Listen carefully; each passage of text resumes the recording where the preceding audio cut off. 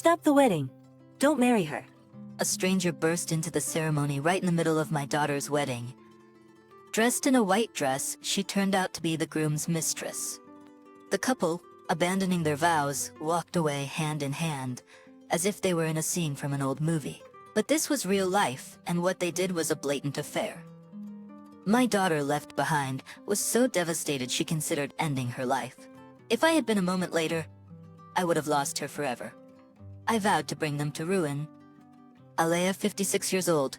While people my age are starting to think about retirement, I still plan to work with enthusiasm. My husband passed away early, so I raised my daughter Beatrice on my own. 28 years old. And I've been feeling sentimental watching her prepare for her wedding. Her fiancé Bert is a successful salesman. They met when Beatrice was a receptionist at one of Bert's major clients. She quit her job to become a housewife at Bert's request. Quitting your job for marriage isn't trendy these days, she said, but she looked happy. Finally, the wedding day arrived. The ceremony was going smoothly with everyone, including the parents, feeling nervous but excited. Since Beatrice doesn't have a father, I walked her down the aisle. I was thrilled when she asked me, but it was hard to hold back tears as memories flooded back. Just as the couple was about to say their vows, a loud voice interrupted. Wait a minute. We all turned to see the woman in the white dress standing at the entrance. The guests were taken aback by the intrusion of a stranger. I was also surprised and couldn't react. Maya, Apparently she knew her. Don't marry her. She shouted again. Beatrice looked at Bert, confused but also a bit angry. Bert, what's going on? You said you broke up with Maya, that it was a one-time mistake. That's why I forgave you. Sorry, I realized I can't be without Maya. She loves me enough to chase after me like this. I love her too. What are you saying? From their conversation, it was clear Maya was Bert's past mistress. Beatrice had forgiven him, thinking they had broken up. But it seemed their affair had continued behind her back. If you love me, you'll wish me happiness, Bert said. We're destined to be together. Don't get in our way, Beatrice. The two of them say lines that are so insane that it makes you think that they are probably drunk on forbidden love. Maya added tears in her eyes. The two of them, lost in their forbidden love, left Beatrice behind and walked away. Days have passed since the wedding was called off. Triss had been locked in her room, depressed. My anger towards Bert and his mistress hasn't subsided. The only silver lining is that the marriage wasn't legally finalized, so Beatrice doesn't have a divorce on her record. But even after a week, she hasn't improved. She's not eating, and she looks constantly down. I'm really worried. So to lift Beatrice's spirits even a little, I left work early and bought her favorite fruits on my way home. I'm back, Beatrice. Are you here? The house was eerily quiet, which made me uneasy. When I stepped into the kitchen, I found Beatrice on the floor, bleeding. Beatrice, hold on, Beatrice. She was still breathing but unconscious. I was frantic. I had no idea what had happened or why Beatrice was in this state. I quickly administered first aid and called an ambulance. I also called the police, thinking she might have encountered a robber. When the doctor said she's going to be okay, thanks to your quick first aid, I felt so relieved I almost collapsed. I was grateful for the medical staff's timely intervention. I thought all that was left was for the police to catch whoever had hurt Beatrice. But when she regained consciousness, she said, "Send the police away." What are you talking about? If you were involved in an incident, we need to report it for your safety. No, Mom, I did this to myself. What? I couldn't believe my ears, but Beatrice's downcast, tearful eyes told me she wasn't joking. I was betrayed by Bert, even though we were about to get married. I felt pathetic for not realizing it. But you did nothing wrong, Beatrice. I know, but I quit my job, remember? Bert wanted me to be a housewife. Beatrice had let that man disrupt her life plans. Another reason I couldn't forgive him. Another reason I could forgive him. Tears finally spilled from her eyes. I don't know what to do now. I hate being a burden to you, Mom. You're not a burden. You're my precious daughter.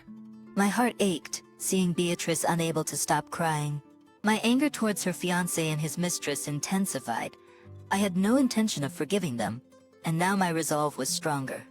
Even if they cry and apologize, I will never forgive them. I had made up my mind, but I didn't show it for now and told Beatrice as gently as I could.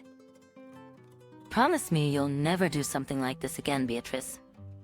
I don't mind taking care of you, but I can't bear the thought of losing you forever. Beatrice nodded slightly. And you don't have to suffer anymore, because their lives are about to be over. Beatrice tilted her head, puzzled. I smiled at her. 3 days later, I was in a conference room at the company where Beatrice used to work. Bert and his boss, the sales manager, were about to arrive. Today I'll settle this. Be prepared. The sky outside the window was clear and uplifting. It felt like even the sky was cheering me on. Soon, Bert and the sales manager entered the room. What? Why are you here? Bert was shocked to see me, which was understandable. He had been summoned by an important client for an important discussion, only to find me there. Hey, don't be rude. But boss, she's an outsider. The sales manager scolded Bert, who looked increasingly confused. An outsider, you say? This person is... It's fine. Let's get to the point. Please have a seat. I interrupted the sales manager and took a seat at the conference table, gesturing for the two men to sit across from me. I'm the one who called both of you here today. Bert looked stunned, but I ignored him and began explaining the situation to the sales manager. You may not be aware, but Bert recently had a wedding. He only invited family and friends so no one at your company would know. But he abandoned my daughter at their wedding and ran off. The sales manager looked surprised. Why are you bringing this up here? Ignoring Bert's interruption, I continued. He was having an affair, and he chose his mistress over my daughter, right in the middle of their wedding. Hey, shut up. Furthermore, my daughter quit her job to be a housewife, as Bert was the only one who wanted it. He ruined her career. The sales manager asked Bert, Is this true? Yes, but I chose the person I love. What does this have to do with work? Don't meddle in my personal life. Bert's face clearly showed his frustration. Love, you say? That's rich. If he loved someone else while engaged, he should have ended things properly. Otherwise, he's just a cheater. My daughter was left alone in front of many guests at the wedding and suffered greatly. This? What's your interference? You barged in here and spilled all this? What's your deal? This is business interference.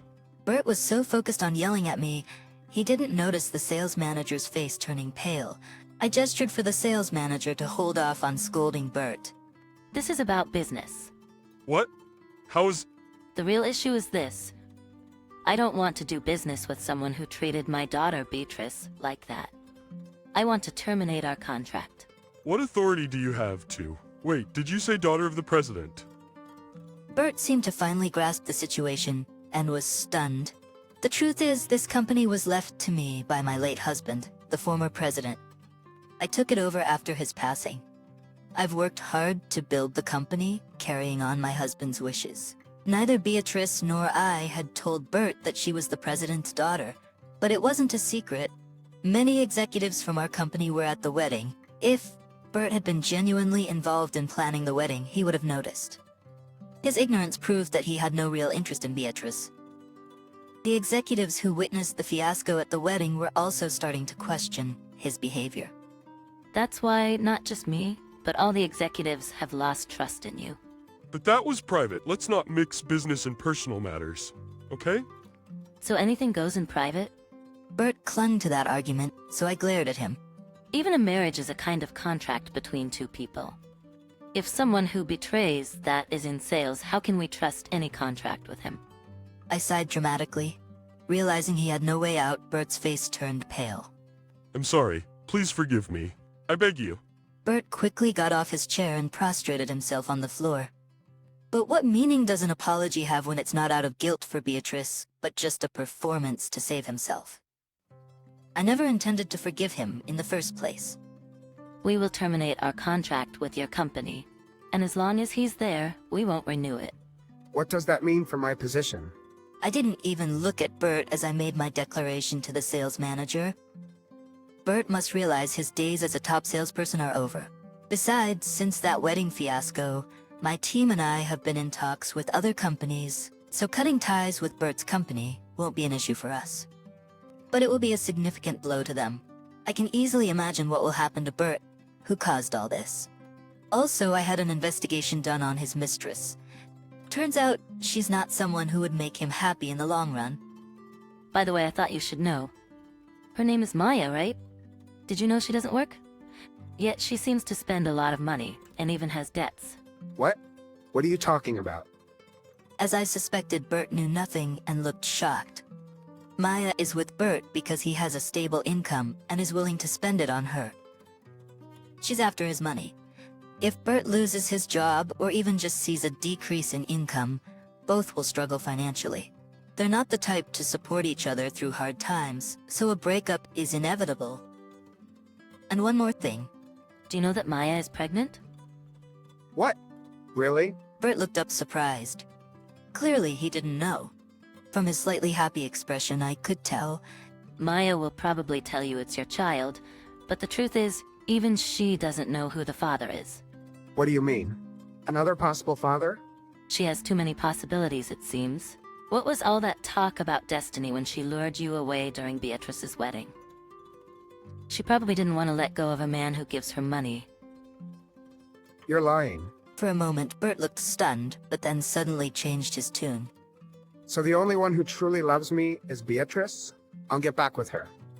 So President, please continue the contract. What are you talking about? I realize the woman who truly matters to me is Beatrice. This was just a big lover's quarrel. If I marry Beatrice, everything will go back to normal. There's no need to terminate the contract, right? I couldn't help but be amazed. Was he serious? I told you the reason I don't want to work with you is that I can't trust you. It's not because you're no longer my son-in-law. It's because of your actions. But that was just a momentary lapse. There are mistakes in life you can't undo. In reality, Beatrice was on the verge of a point of no return. Even now, thinking about that day gives me chills. If I hadn't come home early that day, I might never have seen my daughter again. And the cause of all this was Bert. From my attitude, he must have sensed that he had no chance of being accepted. He sat there trembling, his face pale. I felt no sympathy. How could I, when he had plunged Beatrice from the height of happiness into the depths of despair? In the end, Bert was moved to a department known as the dumping ground among employees. His salary was also significantly reduced. Beatrice, who had regained some of her spirit, found out she could claim damages even at the engagement stage, and did so from both Bert and the mistress. Since Bert is responsible for all the wedding costs, they both owe $80,000. But they had hardly saved anything, and had to go into debt. As expected, they broke up. Beatrice is now completely over it.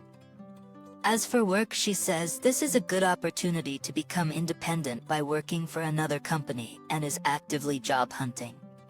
I'm supporting my daughter in every way I can,